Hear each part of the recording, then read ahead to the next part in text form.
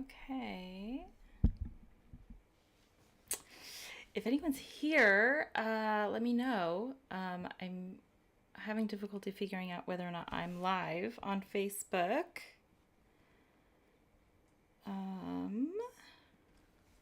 But I'm here. Let's see if anyone...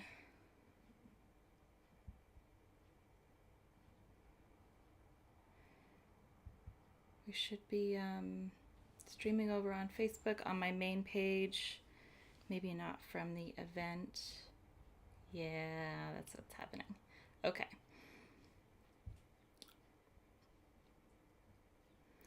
Okay, give me a second.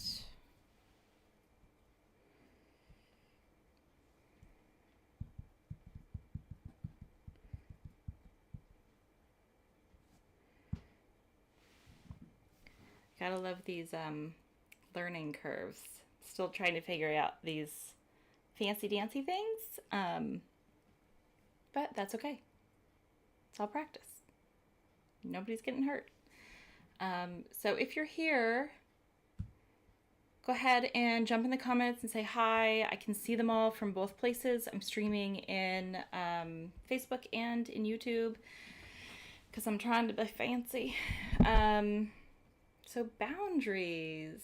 We're going to be talking about boundaries today. There's so many things that we can say about them. I'm still trying to figure out how to view what's going on here. Here he is. Okay.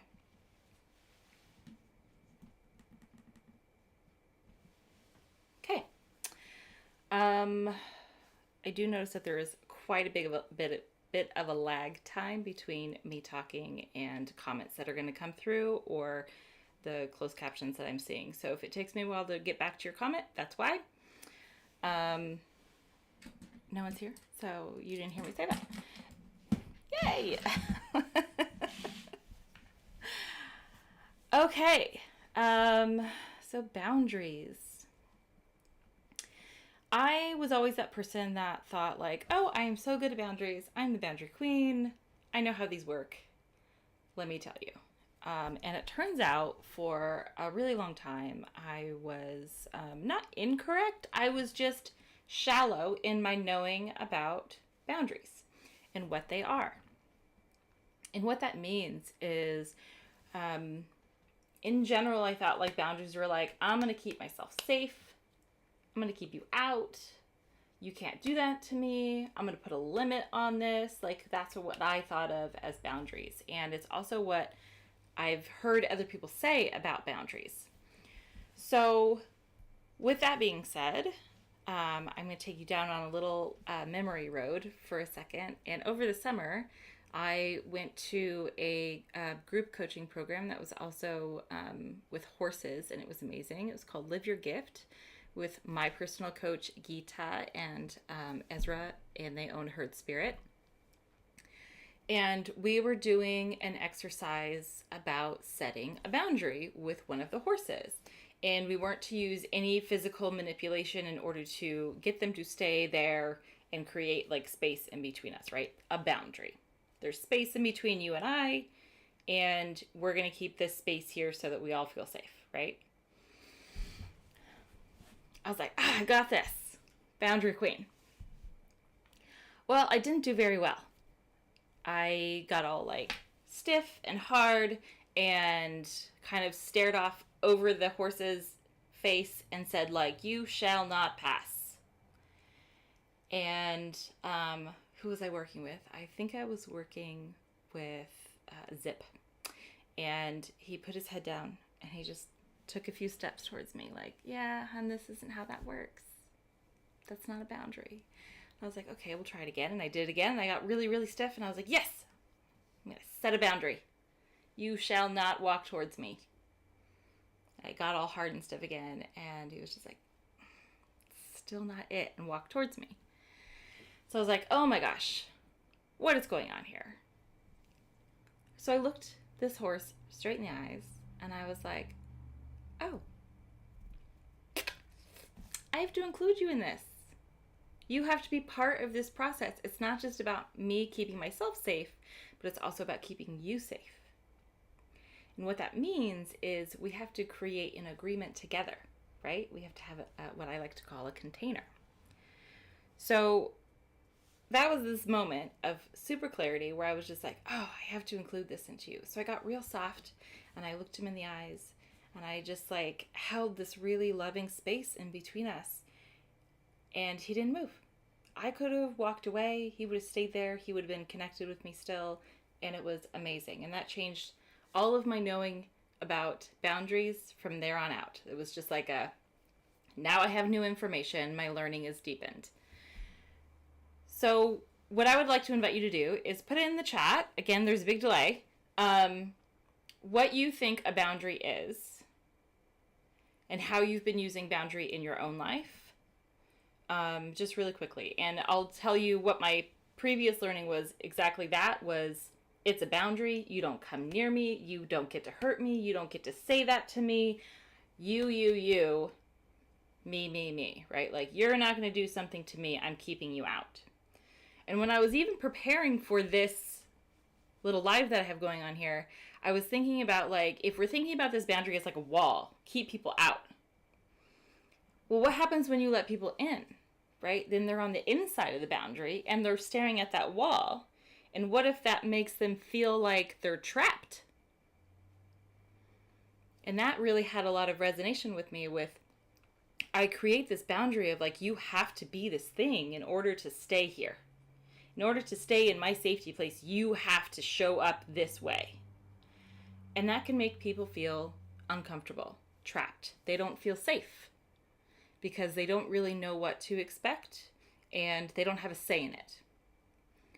So what we're going to talk about today is boundaries in the terms of containers. And containers are just cooperative agreements.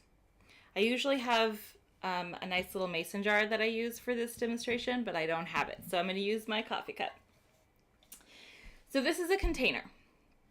Everyone knows this is a container. Everyone knows what it looks like. Everyone knows that stuff goes in it and you take it out when you want to take it out, right? So when we're talking about boundaries with another person, creating a container, an agreement with another person, is we take the top off and we say, hey, you person, I'd like to create this agreement with you. What should we put in this agreement? And then you decide. Are we going to be kind, loving? Is it going to be romantic? Is it going to be a parental relationship? Am I going to teach you? Am I going to support you? Are you going to support me? Are you going to teach me? Right? It's a back and forth, a give and take. You're going to put things into the agreement. I'm going to put things into the agreement, into the container. And then that's what we decide on, right? And then we're like, yes, we have an agreement. Perfect.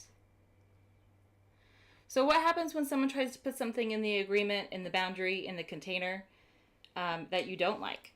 Oh, I don't really like the way you just spoke to me. That was not nice. That was not kind.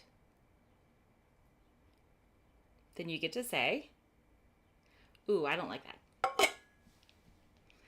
I don't think we should put that in the agreement. Do you need to update our agreement? Do you need to put something else in here? Or do we just need to agree to not have a container right now? I hope that makes sense. If you're here and that makes sense, put a little yes or a no, or I'm confused, or an emoji. Let me know you're here. So the really cool thing about boundaries being containers or cooperative agreements is you can always renegotiate an agreement. Agreements are always up for conversation. You can always put new terms, new understandings, new expectations. I don't like the word expectation, but we'll get to that point. So you're not locked into when we first meet, I'm setting a boundary with you and you're never going to cross this boundary, or I'm going to cut you out, or you're meeting this boundary and now you're on the inside, and don't ever do anything different than that because then you're on the outside. Does that make sense to everybody? So we get the opportunity to, hi Lori. We get the opportunity to create something new with someone every single day, which is really fantastic, especially when we're talking about being parents. So that's the whole focus of this, is like, what does it mean to set a boundary in your relationship with your children? And why is that important? So I want to step into that. Why is it important to have boundaries with anybody? And the biggest importance that I put into it is humans really love to be able to predict behavior. They love to know what's going to happen. They love to know who's going to show up. They love to know what kind of behavior is going to result from something that they have done. And vice versa, right? Like, we like to know what other people are going to do if we do said thing. So that's like the main thing, right? And if you think about having really clear boundaries, really clear agreements, other people are able to easily predict how you will behave. I was trying to think of examples before I came on, and one of those examples is when you think about feeding your pets. If you were to go every day over to the container that holds your dog or cat's food, take food out, and go over to their bowl, and then not put the food in the bowl, but put the food on the ground. Right? There's a food bowl, but you put the food on the ground. Then the dog knows that the food is not going in the bowl, the food is going on the ground, and they know that that's normal, right? That's expected. If one day you wake up and you go and you get food out of their food container, it's always in the same place, and you put the food in the bowl, and it's like abnormal, the dog might be like, whoa, what's up? What has changed? This is not our agreement. You've been telling me over and over again that the food goes on the floor, and now it's different. Now imagine if every day you got up and you took some food out and you walked over to the dish, but only every 5th to 7th day you put it in the bowl versus the floor. So it was really inconsistent. So the dog never really knew what was going on. Well, that's the agreement. And the dog would probably eat the food, whether it's on the floor or in the bowl. Doesn't matter. So when we're talking about with kids, what I do with mine is they know very clearly when I say I can do something or I can't do something, or if they need to wait, they know that that's going to happen because I have exhibited that behavior in the past. So if I say to them, I'm going to finish doing this one thing and then I will be with you, and I do that, then they know that that's what my agreement is, the expectation, the knowing, right? They can predict that the behavior will come, that they will do, or that I will show up to whatever they need me to do next. If I say, you have to wait and then I'll be with you, but I never actually follow through with them, they will not expect or predict that I will come back to them. And so they will try to get their needs met in different ways. Screaming, crying, yelling, avoidance, lying. We see all of those things in our kids, and a lot of the times it's because we as parents are being inconsistent about how we interact with them. We're not clear about our boundaries with them. We're not clear about our agreement that we have with them in order to show up and be consistent in all of those things. And if you have any questions, please put them in the chat about this so far. I know that boundaries can be a little bit confusing at times, and I know I'm talking really, really fast. And I don't know why. It's just one of those days where you're like, everything is fast.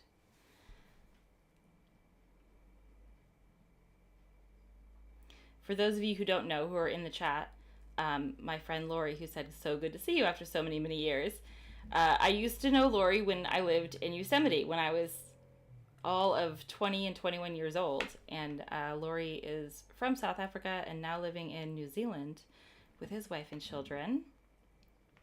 Just so exciting. I love social media and being able to connect with people and stay connected with people, and they're all over the world. It's amazing. Yeah. Yes, Janet, the lying, your kids rarely do it because you follow through, you tell them the truth. That's exactly right. When we model and have a boundary, an agreement of truth telling, then our kids see that and they know that that's what's expected in the relationship, right? They know that if they don't put truth into the container, that there will be not the desired outcome that they want. So it's great. So this is all good and wonderful, and we love knowing about what boundaries are and how they're good. But the real good stuff comes down to, how do I implement, how do I create new agreements and new boundaries with people in my life, particularly with our children. And I was able to get this down into 4 easy steps. They're not easy, but there's only 4 steps. So the first step, and this is the most important step in my opinion, is be clear about your needs. And I don't mean what you need from them or what you think you need, but like, what are my individual needs? What do I need to have in this moment, in this relationship, in this time in my life, on this day? What do I need? This was a question that was asked by my coach of me. She didn't know the impact of it at the time, but it completely unlocked my ability to function in a way that supported me and everyone else around me. If I checked in and I said, what do I need right now? And the answer is, I need it to be quiet, then that's what I need. For those of you who don't know who are here, I am neurodivergent. I am on the autism spectrum, and noise, touch, any kind of sensory overload is one of my biggest triggers for me, where I'm just like, my brain is on fire and I'm screaming and yelling. So to minimize the screaming and yelling, I focus in on, what do I need right in this moment? If that need is, I need it to be quiet, then I do that. I say that out loud. I say, this is what I need. It's not what I need from you. It's just, what I need right now is it to be quiet. That's it. If I need some food, then that's my need. If I need water, then that's my need. If I need to be somewhere, then that is my need. If I need to be somewhere for someone else, like my kids are sick and I need to do that, then that's my need. The reason that this isn't so simple is it's hard for us sometimes to connect with that need and to be okay with that need. To allow us to say, I have a need and I'm putting that in front of everybody else. And I know I've said need like a lot, but this is really important. So that's step number 1. Be really clear about your needs. Step number 2. Be really clear about what you want in the relationship. Who's standing in front of you? What agreement you have with this person? What is the relationship like with this person? And do you want them to trust you, or do you not want them to trust you? Do you want them to need more of you or need less of you? Do you want to support them or educate them? There's always a different desire that you have for a relationship. And you have to be really clear about what that is when you're setting this new agreement, this new container. So step number 1, be really clear about your needs. Step number 2, be really clear about what you want in the relationship with that person that you're with the person that you're in this boundary setting with. Step number 3, communicate clearly. And what I mean by communicate clearly is state your need. Be clear about that it's your need, not that you need them to do something, but that you have a need. And then clear about what your intention is to create in the situation that's happening right at that moment. And I'll use my kids and my needs.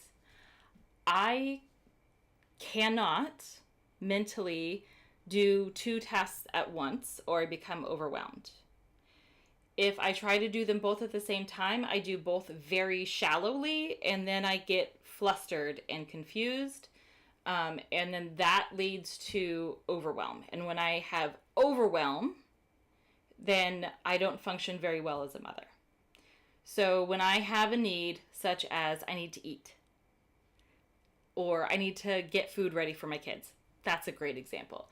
Kids are like, I'm hungry, what can I eat? And we say like, okay, you want a food plate, you want chicken nuggets, you want whatever it is, you want a sandwich. And then I go get up to do that task. If I'm in the middle of doing that task and my kids come to me and start telling me about something else or wanting me to do something else or look at me or watch me do this, then my need in that moment is to finish the task. So I say to myself, I need to finish this task before I can accommodate them. And step 2, what do I need out of this relationship, or what am I trying to get out of this relationship right now, is I'm trying to provide you with something, and I will come back to you and look at you and hear your story once I'm completed with this task. Right? So I've communicated clearly what I need and what I want to create in that relationship right then, which is trust that I'm going to come back, trust that I am taking care of them in that moment, and also I'm modeling behavior for them to say that it's okay to put a limit on something. It's okay to not be everything for everybody all at once. That it's okay to focus on your own needs, right? Like that, I want my girls to know that that's important and okay to do in life. So, step 1, be clear about your needs. Step 2, be clear about what you want in that relationship at that time. Step 3, communicate clearly. And step 4, last step, be consistent. Being consistent with this process means that the people that you have agreements with know what to predict. It's taken my girls about 2 to 3 months to really understand the agreement that I'm trying to have with them, which is, I have needs, I'm trying to service you, can't all happen all at once, and that's going to happen every time, right? Like, I will consistently show up, and in each moment I get to decide where I'm at with my needs, and they know that. They know that if I have the capacity to do something, that I'm going to say yes. They don't feel like they're trying to manipulate me or get away with something. It's, oh, mom can be here or mom can't be. That's cool. And it's not about them. It's not about them not being enough. It's not about me not being enough. It's just really good, like a good arrangement of consistency and trust and love and truth and safety. Right? Like my story at the beginning where I was trying to create this container, this boundary with a horse. And I was like, oh, this is about both of our safety, not just mine. Right? Like when my kids know how I am, they feel safe. When I know how I am, I feel safe. When I know how they are, I feel safe. And because I'm modeling this behavior of being in tune with what we need, how to be there for everybody without letting go of who we are, and being able to communicate that clearly, my kids also get to do that with me. And they're 5.5 and not quite 4 yet.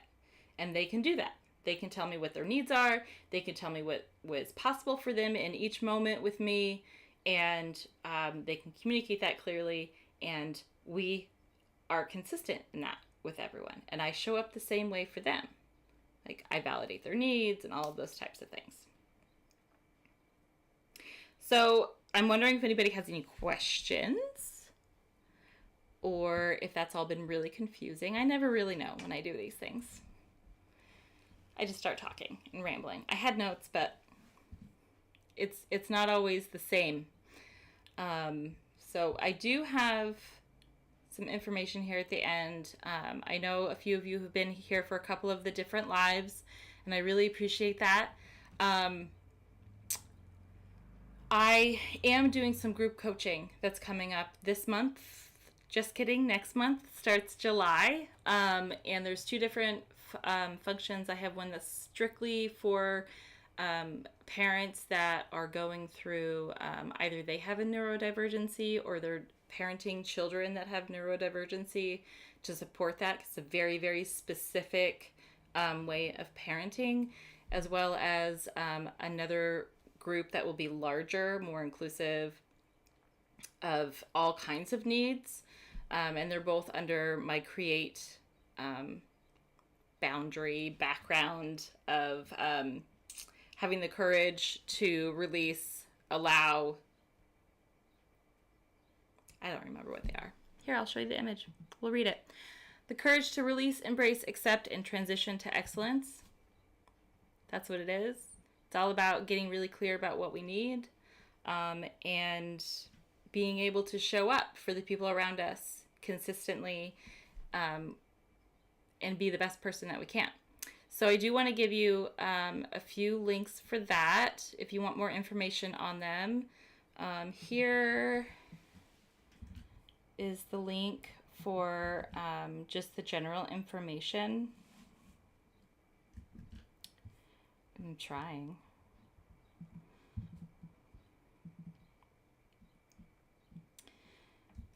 Copy.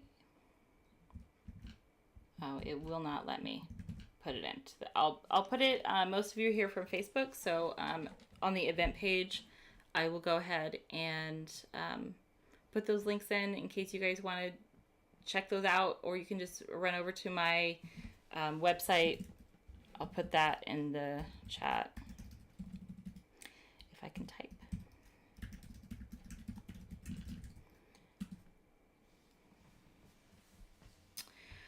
There is, maybe you guys can see it.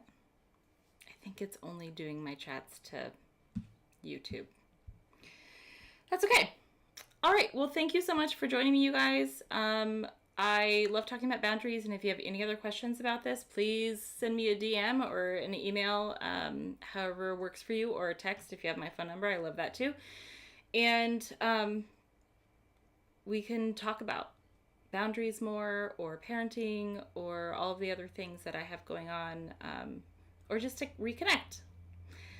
All right. Thank you so much, everyone, for joining me. Have a wonderful evening, and I will see you